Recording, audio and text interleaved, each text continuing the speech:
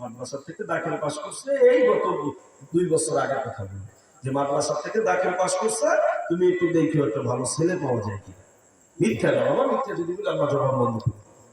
তো এরপরে কয়েকদিন আগে মাহফিলে গেছিলেন, এই যে কয়েকদিন আগে ঈদ গেল হলো বৃহস্পতিবার, শুক্রবার শনিবার রবিবার দিন মাহফিলে গেছিলেন।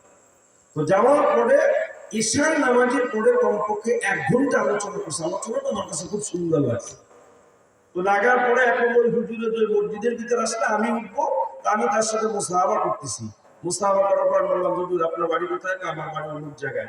মাশাআল্লাহ, তো কোথায় কি করেন? আমি মাদারীপুর একটা মসজিদে নামাজ পড়াই। তো মাশাআল্লাহ আপনার আলোচনা আমার কাছে খুব সুন্দর লাগছে। এর ভিতরে আমার মামা এসে বলছে, আরে ভাই তুমি জানো না, এই তো আমার জামাই হয়েছে। জোরে বলো আলহামদুলিল্লাহ।